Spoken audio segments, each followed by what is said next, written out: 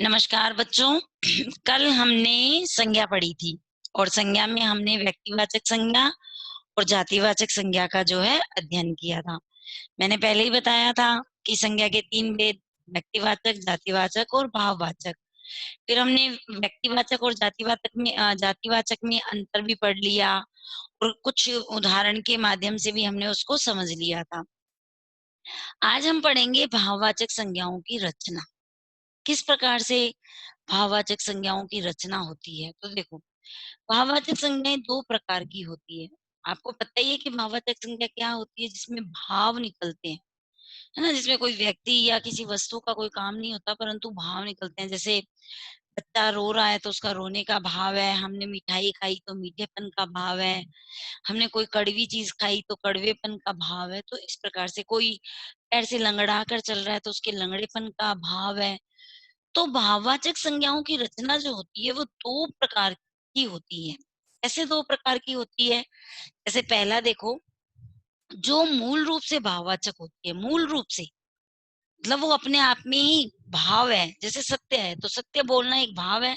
सत्य से सत्यता हो गया, क्षमा करना, सुख का भाव, हम बहुत खुश होते हैं, माना तो सुख का भाव हो गया, रो रहे हैं या किसी चीज को लेकर टेंशन में है तो दुख का भाव हो गया, जन्म, अपमान, ज्ञान, मृत्यु आदि।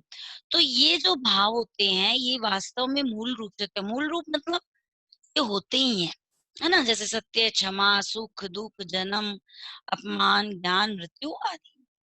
अब जो दूसरा है वो है कि जो अन्य शब्दों से बनाई जाती है। अन्य शब्दों से कैसे बनाई जाती है? जैसे कोई कायर है तो कायर से उसकी क्या दर्शित होती है? कायरता। तो कायर से कायरता बना। जैसे कोई चल रहा है, कोई तेज चल रहा है, कोई धीमे चल रहा है, तो चलने से उसकी चाल का पता लग रहा है, तो ये भी अन्य शब्द से बन गई। कोई हंस रहा है तो उसकी हंसी का पता लगता है। तो इस प्रकार से भाववाचक संज्ञाएं की रचना जो है वो 2 प्रकार से होती है। एक जो मूल रूप से भाववाचक होती है और दूसरी जो अन्य शब्दों से बनाई जाती है। अब यहाँ पर हमने ये बात तो समझ ली कि मूल रूप से सत्य है, क्षमा, सुख, दुख, जन्म, अपमान, ज्ञान, मृत्यु। और अन्य शब्द जैसे मुस्कुराहट, मुस्कुराना, कायर, कायरता, है ना, हंसना, हंसी। तो इस प्रकार से अब आप देखिए कि भाववाचक संज्ञाएं जो है वो किस प्रकार से किन किन शब्दों से बनती है। वो 5 प्रकार के शब्दों से बनती है। जो वो जातिवाचक संज्ञाओं से बनती है, सर्वनामों से बनती है, विशेषणों से बनती है, अव्ययों से बनती है और क्रियाओं से बनती है। जब हम भाववाचक संज्ञा करते हैं तो हमें पता लग जाता है कि ये जातिवाचक संज्ञा है, यह विशेषण है, ये अव्यय है और यह क्रिया है।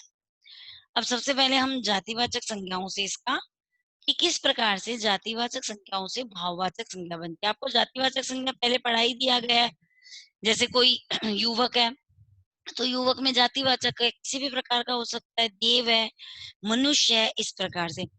अब ये भाववाचक में कैसे परिवर्तित होती है, भाव क्या निकलता है उसका? जैसे देखिए, जाति, जातीयता। जाति से क्या आती है? उसकी जाति से उसकी जातीयता का पता लगता है। मित्र होता है, उससे क्या पता लगता है? उसकी मैत्री कैसी है, उसकी मित्रता कैसी है। ठीक है। मनुष्य से उसका मनुष्यता पता लगता है, मजदूर से उसकी मजदूरी। जैसे कोई मजदूर है तो वो मजदूरी कर रहा है, इसीलिए वो क्या है? मजदूर है। ठीक है। पुरुष से पुरुषत्व, मनुष्य से मनुष्यत्व या मनुष्यता। ठीक है। तपस्वी से, जो तप करता है वो कौन होता है? तपस्वी। तो जातिवाचक तपस्वी हुआ और उसका भाव क्या हुआ? तप करना। व्यक्ति से उसका व्यक्तित्व पता लगता है। कोई डाकू जो है वो डाका डालता है। अब कोई डाका डाल रहा है तो उसको हम यूं तो नहीं कहेंगे कि युवक डाका डाल रहा है। कौन डाल रहा है डाका? तो उसकी जाति क्या हुई डाका डालने वाले की? डाकू। इस प्रकार से वकील क्या करता है? वकालत। तो उसका भाव वकालत आ गया। राष्ट्र से हमें किसका भाव आता है? राष्ट्रीयता का। बच्चा से बचपन, इंसान से इंसानियत, गुरु से गौरव और स्वामी से स्वामित्व। अब युवक से यौवन, नारी से नारीत्व, स्त्री से स्त्रीत्व, ऐसे भी हो सकता है। देव, देवत्व, शिक्षक, शिक्षा। शिक्षक क्या देता है हमें? शिक्षा दे रहा है ना, शिक्षा देता है। तो शिक्षक, जो शिक्षा दे रहा है वो कौन है? उसकी जाति क्या है? वो शिक्षक है। तो ये इसका भाव आ गया। विद्वान क्या करता है? विद्वता। शत्रु, शत्रुता, स्त्री, स्त्रीत्व। ये मैंने आपको पहले ही बता दिया। कवि का कवित्व हो गया, भाई का भाईचारा हो गया, इस प्रकार से। तो ये तो हमने पढ़ा जातिवाचक। सर्वनाम शब्दों से भाववाचक संज्ञा। अब सर्वनाम क्या होते हैं? जो संज्ञा के स्थान पर काम आते हैं। जैसे अहम उत्तम पुरुष में आ रहा है, तो अहम से क्या हुआ? अहंकार। निज से क्या हुआ? अपना। जैसे अपना से अपनापन होता है, वैसे निज से निजत्व हुआ। मम से क्या आता है? मम से ममता आती है, ममत्व आता है। स्व से अपना, तो स्वत्व। सर्व से सर्वस्व, और अपना से अपनापन। तो ये हो गए हमारे सर्वनाम। मैंने आपको पहले ही बताया था कि जब हम इनको पढ़ेंगे तो स्वयं में भी ये हमारी जीवा पर जो है आने लग जाएंगे। अब देखिए विशेषण शब्दों से भाववाचक संज्ञा। विशेषण शब्दों से भाववाचक संज्ञा में विशेषण क्या होते हैं? जो क्रिया की विशेषता बताते हैं, है ना।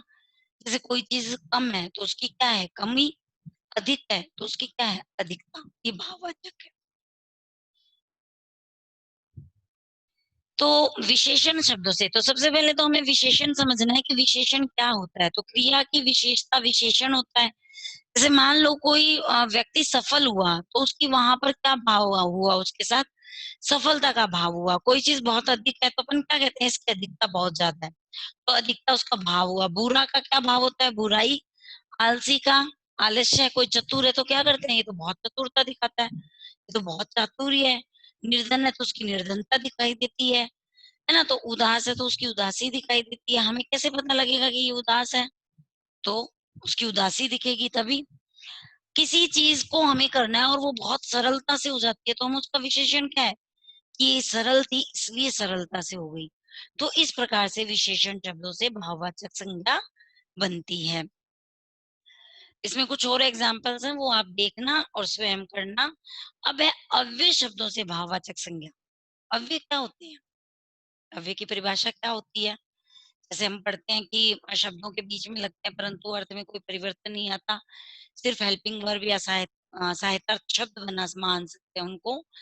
दिख धिक्कार, वाह वाहवाही, मना मनाही, निकट निकटता, बहुत बहुतायत, दूर दूरी, इस प्रकार से। अब क्रिया शब्दों से भाववाचक संज्ञा बनाइए। कैसे बनाएंगे? क्रिया क्या होती है? खाना पीना, उड़ना, लेना देना, छोड़ना, ये सब क्रिया है। जो कार्य है वो क्रिया है। हम पढ़ते हैं ना क्रिया के किसी कार्य के होने का बोध होता है तो वो क्रिया कहलाती है। तो अब इससे भाववाचक कैसे बनेगा? जैसे देखो कोई पूजा करता है, पूजा, ये तो भाववाचक है ना। तो पूजना, क्रिया क्या हो रही है? पूजना। और वो क्या कर रहा है? उस पूजना से, उस क्रिया से क्या कर रहा है? पूजा कर रहा है। जैसे कोई भाग रहा है, इधर भाग रहा है, उधर भाग रहा है, क्रिया हो रही है भागने दौड़ने की, तो भाव क्या आएगा? भगदड़ मच गई, तो भगदड़। कमाना, कमाने से क्या हुआ? कमाई। सजाना सजावट, धमकाना धमकी, छोड़ना छूट, मिलाना मिलावट। तो इस प्रकार से जैसे चिल्लाना चिल्लाहट, तो हम इन सबको क्रिया से भाववाचक में जो है परिवर्तित कर सकते हैं। आपको समझ में आ गया कि हमने किस प्रकार से संज्ञा, संज्ञा बहुत सरल होती है ना।